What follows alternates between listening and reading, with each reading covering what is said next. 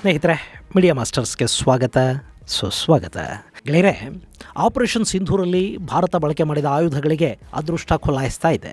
ಅಲ್ಲಿ ಭಾರತದ ನಿರೀಕ್ಷೆಗಳನ್ನು ಸುಳ್ಳು ಮಾಡದ S-400 ಹಾಗೂ ರಫೇಲ್ಗಳನ್ನು ಮತ್ತಷ್ಟು ಹೆಚ್ಚಿನ ಪ್ರಮಾಣದಲ್ಲಿ ಖರೀದಿ ಮಾಡೋದಕ್ಕೆ ಭಾರತ ಹೋಗ್ತಾ ಇದೆ. ಅಮೆರಿಕ, ರಷ್ಯಾ, ಸ್ವೀಡನ್ಗಳ ದೊಡ್ಡ ದೊಡ್ಡ ಆಫರ್ಗಳ ನಡುವೆ ಕೂಡ 114 ರಫೇಲ್ ಯುದ್ಧ ವಿಮಾನಗಳ ಖರೀದಿಯನ್ನು ಫೈನಲ್ ಮಾಡಿರೋ ಭಾರತ ಈಗ ಏರ್ ಡಿಫೆನ್ಸ್ಗೆ ಕೂಡ ದೊಡ್ಡ ಮಟ್ಟದ ಮಿಸೈಲ್ ಖರೀದಿಗೆ ಮುಂದಾಗ್ತಾ ಇದೆ. ನಮ್ಮ ಪ್ರಾಜೆಕ್ಟ್ ಸುದರ್ಶನ ಚಕ್ರ ಹೆಸರಿನ ಮಲ್ಟಿಲೇಯರ್ ಏರ್ ಡಿಫೆನ್ಸ್ ಯೋಜನೆಯನ್ನು ಬಲಪಡಿಸುವ ನಿಟ್ಟಲ್ಲಿ ರಷ್ಯಾ ಹಾಗೂ ಭಾರತದ ನಡುವೆ ದೊಡ್ಡ ಮಿಸೈಲ್ ಖರೀದಿ ಒಪ್ಪಂದ ಆಗಿದೆ. ಅಲ್ಲಿ ಭಾರತಕ್ಕೆ ಬರಲಿರೋದು S-400ಗೆ ಬಳಸುವ ಮಿಸೈಲುಗಳು.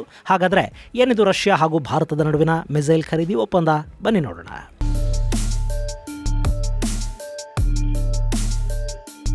ಗೆಳೆಯರೆ, ಆಪರೇಷನ್ ಸಿಂಧೂರ್ ಅನ್ನೋದು ಭಾರತದ ಆಯುಧ ಶಕ್ತಿಯನ್ನು ಜಗತ್ತಿನ ಮುಂದೆ ಅನಾವರಣ ಮಾಡ್ತು.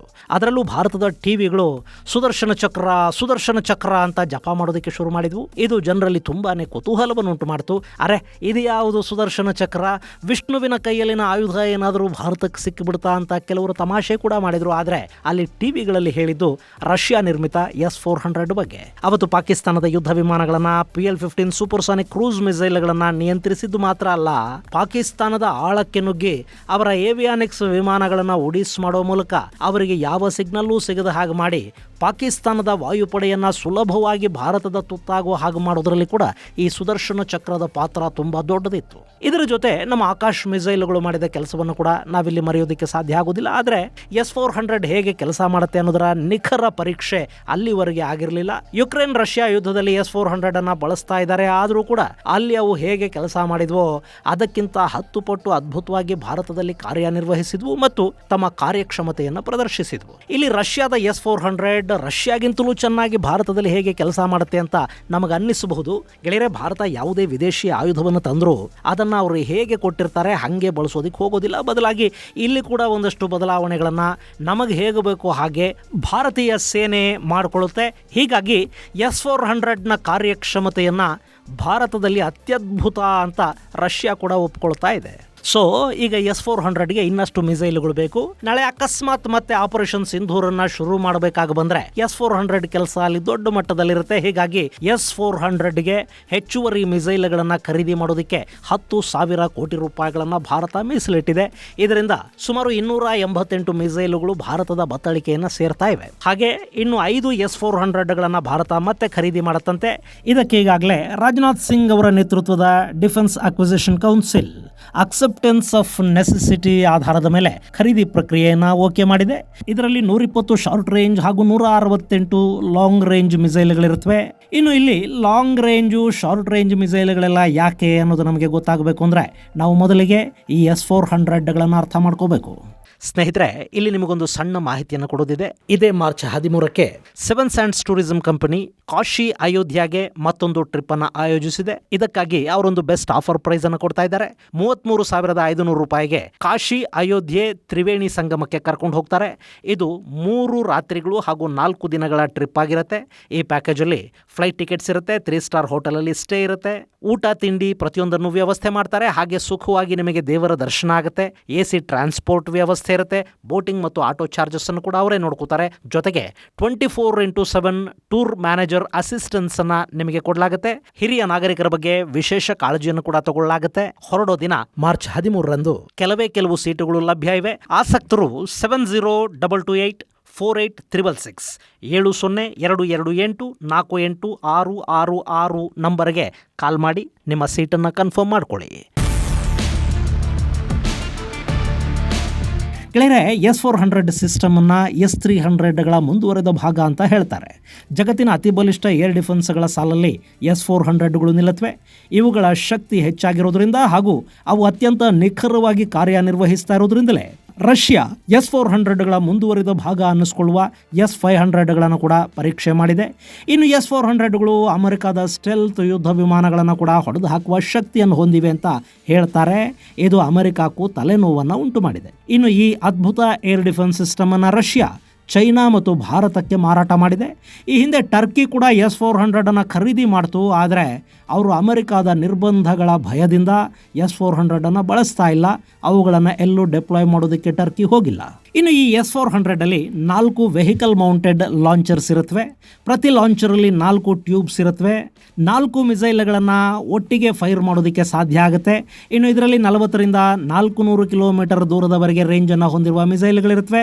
ಆ ಪೈಕಿ 40 ಕಿಲೋಮೀಟರ್ ದೂರದ ಶಾರ್ಟ್ ರೇಂಜ್ ಇದ್ದರೆ 150 ಕಿಲೋಮೀಟರ್ ದೂರದ ಮೀಡಿಯಂ ರೇಂಜ್ ಮಿಸೈಲು ಮತ್ತು 200 ಕಿಲೋಮೀಟರ್ ಹಾಗೂ 400 ಕಿಲೋಮೀಟರ್ ದೂರದ ಲಾಂಗ್ ರೇಂಜ್ ಮಿಸೈಲ್ಗಳನ್ನು ಕೂಡ ಇದರಲ್ಲಿ ಇಟ್ಟಿರ್ತಾರೆ.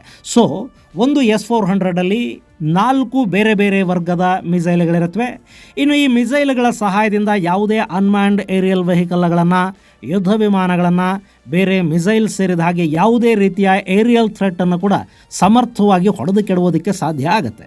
ಇನ್ನು S-400ನ ಪ್ರತಿ ಯೂನಿಟಲ್ಲಿ ಕೂಡ ಅದರದ್ದೇ ಆದ ರಡಾರ್ ಸಿಸ್ಟಮ್ ಇರುತ್ತೆ. 14 ಮ್ಯಾಕ್ ಸ್ಪೀಡಲ್ಲಿ ನುಗ್ಗುವ ಮಿಸೈಲುಗಳನ್ನು ಹೊಂದಿದ್ದು 600 ಕಿಲೋಮೀಟರ್ ದೂರದಲ್ಲಿ ಟಾರ್ಗೆಟನ್ನು ಗುರುತಿಸಿ 400 ಕಿಲೋಮೀಟರ್ಗಳ ದೂರದಲ್ಲಿ ಶತ್ರುಗಳ ಏರಿಯಲ್ ಆಬ್ಜೆಕ್ಟ್ಗಳನ್ನು ಇದು ಹೊಡೆದು ಹಾಕತ್ತೆ. ಇನ್ನು ಇದು ಹೇಗೆ ಕೆಲಸ ಮಾಡುತ್ತೆ ಅಂದರೆ, ಒಂದು ಟಾರ್ಗೆಟನ್ನು ಐಡೆಂಟಿಫೈ ಮಾಡ್ತು ಅಂತ ಇಟ್ಕೊಳ್ಳಿ, ಅದರ ಕಡೆಗೆ 2 ಮಿಸೈಲುಗಳು S-400ನಿಂದ ಹಾರತ್ವೆ. ಮೊದಲನೇದು ಮಿಸ್ ಆದರೂ ಕೂಡ ಎರಡನೆಯದರಿಂದ ತಪ್ಪಿಸ್ಕೊಳ್ಳೋದಕ್ಕೆ ಸಾಧ್ಯ ಆಗೋದಿಲ್ಲ. ಹೀಗಾಗಿನೇ ಇದನ್ನು ಅತ್ಯಂತ ನಿಖರ ಏರ್ ಡಿಫೆನ್ಸ್ ಅಂತ ಹೇಳೋದು. ಇನ್ನು ಒಂದು S-400 ಬ್ಯಾಟ್ರಿಲಿ ಒಟ್ಟು 8 ಲಾಂಚ್ ವೆಹಿಕಲ್ಸ್ ಇರುತ್ತವೆ. ಅದರಲ್ಲಿ ತಲಾ 4ರಂತೆ 32 ಟ್ಯೂಬ್ಗಳಿರುತ್ತವೆ. ಒಂದು ವೆಹಿಕಲ್ 36 ಗುರಿಗಳನ್ನು ಏಕಕಾಲಕ್ಕೆ ಗುರುತಿಸಿ ಪ್ರತಿ ಗುರಿಗೆ 2ರಂತೆ 72 ಮಿಸೈಲ್ಗಳನ್ನು ಇದು ಫೈರ್ ಮಾಡುತ್ತೆ. ಅದರಲ್ಲಿ ಶಾರ್ಟ್ ರೇಂಜ್, ಲಾಂಗ್ ರೇಂಜ್ ಹಾಗೂ ಮೀಡಿಯಂ ರೇಂಜ್ನ ಮಿಸೈಲ್ಗಳಿರುತ್ತವೆ. ಈಗ ಅಂಥ 288 ಮಿಸೈಲ್ಗಳನ್ನು ಖರೀದಿ ಮಾಡೋದಕ್ಕೆ ರಕ್ಷಣಾ ಇಲಾಖೆ ಮುಂದಾಗಿದೆ.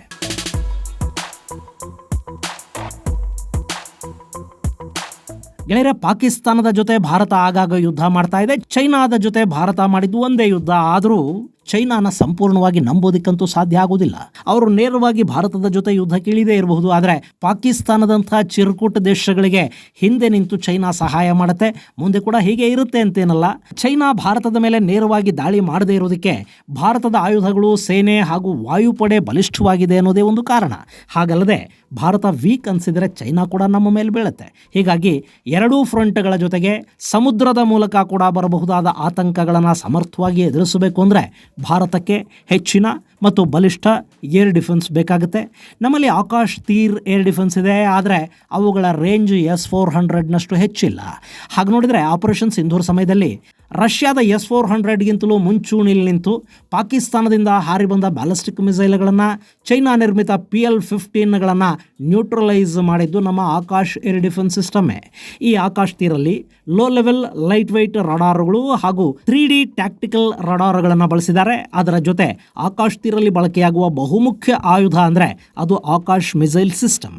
ಇವು 60 kgಯಷ್ಟು ವಾರ್ ಹೆಡ್ ಅನ್ನು ಹೊತ್ತೊಯ್ಯುತ್ತವೆ. 25ರಿಂದ 30 ಕಿಲೋಮೀಟರ್ ರೇಂಜನ್ನು ಹೊಂದಿವೆ. 20 ಕಿಲೋಮೀಟರ್ ಮೇಲೆ ಹಾರುವ ಟಾರ್ಗೆಟ್ ಅನ್ನು ಕೂಡ ಆಕಾಶ್ ಮಿಸೈಲುಗಳು ಹೊಡೆದು ಕೆಡವುತ್ತವೆ. ಜೊತೆಗೆ 1.8ನಿಂದ 2.5 ಮ್ಯಾಕ್ ಸ್ಪೀಡ್ ಅನ್ನು ಇವು ಹೊಂದಿವೆ. ಇಲ್ಲಿವರೆಗೆ ಭಾರತ ಇಂತಹ 15,500 ಮಿಸೈಲ್ಗಳನ್ನು ತಯಾರು ಮಾಡಿಕೊಂಡಿದೆ.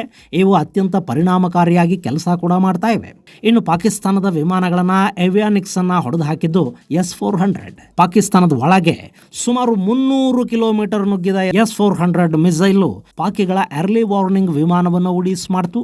ಇದು ಜಾಗತಿಕ ಯುದ್ಧಗಳ ಇತಿಹಾಸದಲ್ಲಿ ಅತಿ ದೂರದ ಟಾರ್ಗೆಟ್ ಅನ್ನ ಹೊಡೆದು ಉರುಳಿಸುವ ಮೂಲಕ ರೆಕಾರ್ಡ್ ಅನ್ನು ಸೃಷ್ಟಿ ಮಾಡಿತು. ಈ ಕಾರಣದಿಂದ ಭಾರತ S-400ಗಳನ್ನು ಮತ್ತಷ್ಟು ಹೆಚ್ಚು ಮಾಡಿಕೊಳ್ಳುವ ಪ್ಲಾನ್ ಅನ್ನು ಮಾಡಿದೆ. ಅದು ಕೂಡ ಆದಷ್ಟು ಶೀಘ್ರವಾಗಿ ಅನ್ನೋ ಮಾಹಿತಿಗಳು ಹೊರಬೀಳ್ತಾ ಇವೆ. ಈ S-400ಗಳನ್ನು ನಮ್ಮ ಪಂಜಾಬ್ನ ಒಳಗಿಟ್ಟು ಪಾಕಿಸ್ತಾನದ ಒಳಗೆ ಹಾರಾಡುವ ಯುದ್ಧ ವಿಮಾನಗಳನ್ನು ಕೂಡ ಹೊಡೆದು ಕೆಡುವುದಕ್ಕೆ ಸಾಧ್ಯ ಆಗುತ್ತೆ. ಈ ಕಾರಣದಿಂದಾನೇ ಇವು ಅತಿ ಹೆಚ್ಚಿನ ಪ್ರಮಾಣದಲ್ಲಿ ಭಾರತಕ್ಕೆ ಅಗತ್ಯ ಅನ್ನಿಸ್ಕೊಳ್ತಾ ಇವೆ. ಗೆಳೆಯರ, ಇತ್ತೀಚೆಗೆ ಭಾರತ ರಫೇಲ್ ಯುದ್ಧ ವಿಮಾನಗಳ ಖರೀದಿಗೆ ಮುಂದಾದ ನಂತರ, ಅಮೆರಿಕ ಜೊತೆಗಿನ ಸಂಬಂಧಗಳನ್ನು ಮತ್ತೆ ಸುಧಾರಿಸಿಕೊಳ್ಳೋದಕ್ಕೆ ನಿಂತ ನಂತರ ರಷ್ಯಾ ಜೊತೆಗಿನ ರಕ್ಷಣಾ ಉಪಕರಣಗಳ ಖರೀದಿಯನ್ನು ಭಾರತ ಕಡಿಮೆ ಮಾಡಬಹುದು ಅನ್ನೋ ಮಾತುಗಳು ಕೇಳಿ ಬರ್ತಾ ಇದ್ವು. ಆದರೆ ಈಗ S-400 ಜೊತೆಗೆ T-72 ಟ್ಯಾಂಕ್ಗಳು, BM-2 ಆರ್ಮರ್ಡ್ ವೆಹಿಕಲ್ಗಳು, ಪನ್ಸೇರ್ ಮಿಸೈಲ್ ಸಿಸ್ಟಮ್ಗಳನ್ನು ಕೂಡ ಭಾರತ ರಷ್ಯಾದಿಂದ ಖರೀದಿ ಮಾಡ್ತಾ ಇದೆ. ಈ ಮೂಲಕ ಆಯುಧ ಕ್ಷೇತ್ರದಲ್ಲಿನ ಡೈವರ್ಸಿಟಿಯನ್ನು ಭಾರತ ಮುಂದುವರಿಸ್ತಾ ಇದೆ. ಹಾಗೆ ಆತ್ಮನಿರ್ಭರಗೊಳ್ಳುವ ಪ್ರಯತ್ನವನ್ನು ಕೂಡ ದೊಡ್ಡ ಪ್ರಮಾಣದಲ್ಲಿ ಮಾಡ್ತಲೇ ಇದೆ.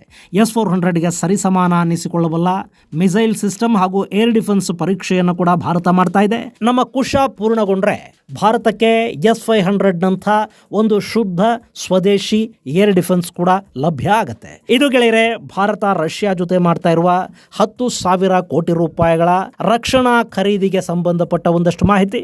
ಮುಂದಿನ ಸಂಚಿಕೆಯಲ್ಲಿ ಮತ್ತಷ್ಟು ವಿಶೇಷಗಳ ಜೊತೆ ಮತ್ತೆ ಭೇಟಿಯಾಗೋಣ. ಅಲ್ಲಿವರೆಗೆ ಜೈ ಹಿಂದ್, ಜೈ ಕರ್ನಾಟಕ.